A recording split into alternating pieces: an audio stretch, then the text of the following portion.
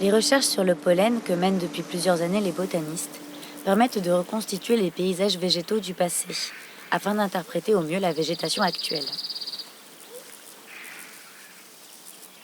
L'histoire s'inscrit dans le sol, où des grains de pollen sont déposés année après année. Ainsi, nous avons appris que la véritable nature méditerranéenne n'est pas ce que l'on croit. Les garrigues sèches et odorantes écrasées de soleil que l'on admire sur les cartes postales n'ont absolument rien de naturel. Les régions méditerranéennes n'ont pas de vocation à être des déserts. Désormais, seules parviennent à pousser les plantes les plus frustes, celles qui nécessitent que peu ou pas de sol, les plantes de rocaille. Aujourd'hui, nous partons à leur rencontre.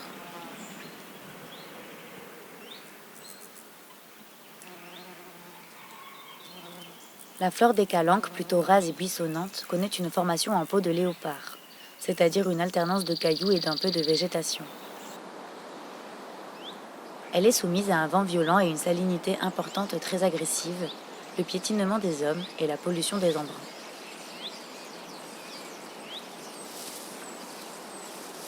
Pourtant, ces différentes espèces sont un exemple d'adaptation au milieu méditerranéen.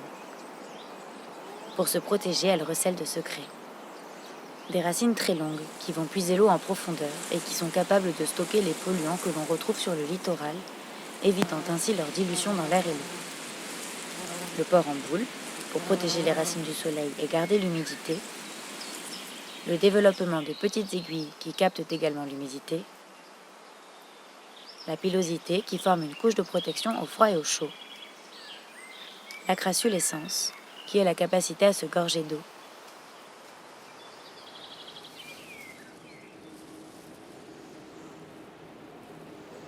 Nous rencontrons les figuiers de Barbarie, tout particulièrement invasifs.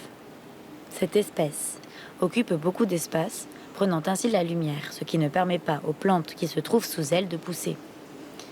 Originaire d'Amérique du Sud, l'agave a été introduite par l'homme comme plante d'ornement. Très compétitive, elle s'est échappée des jardins pour coloniser les espaces naturels où elle entre en concurrence avec les espèces locales.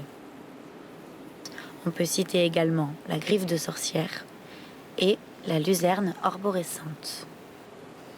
Nos plantes endémiques, exposées au Mistral, comptent aussi parmi leurs ennemis les embruns marins, pollués par les résidus de lessive qui détruisent la pellicule grasse de leurs feuilles, destinée à les protéger du sel marin.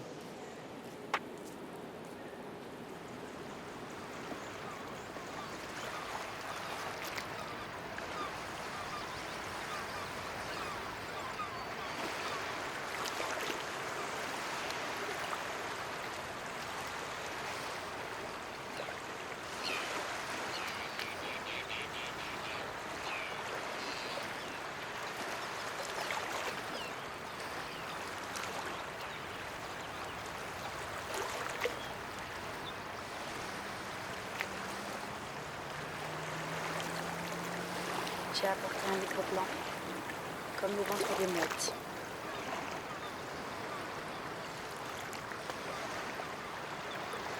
C'est une page blanche comme celle-là qu'il faudrait repartir, et qu'elle se développe et se prononce. Il pourrait danser comme ça, comme les pages avec l'eau. J'ai envie de tourner.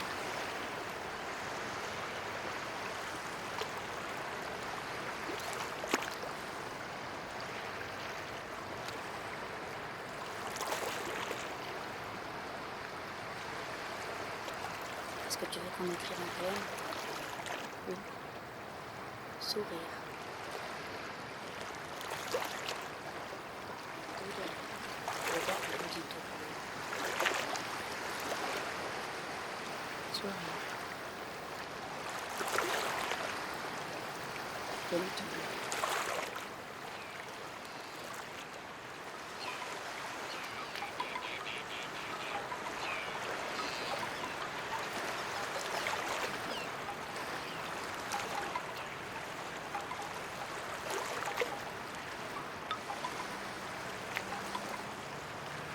On va le retrouver.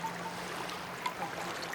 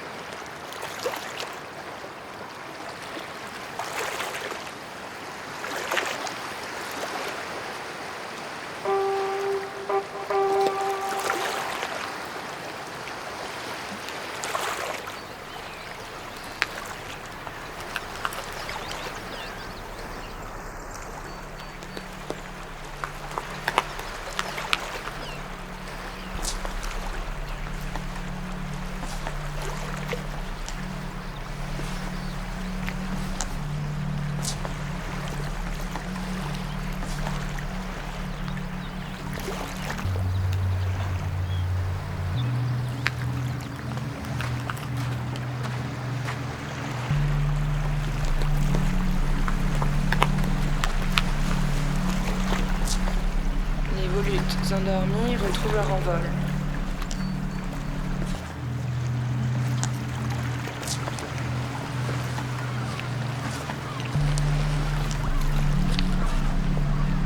Et l'eau dormante s'envole dans les volutes bleues.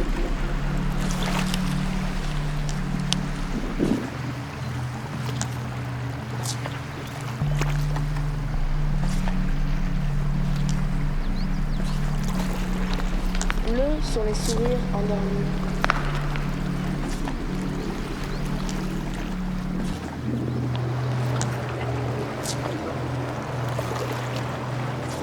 Les volutes retrouvées se sourient endormies.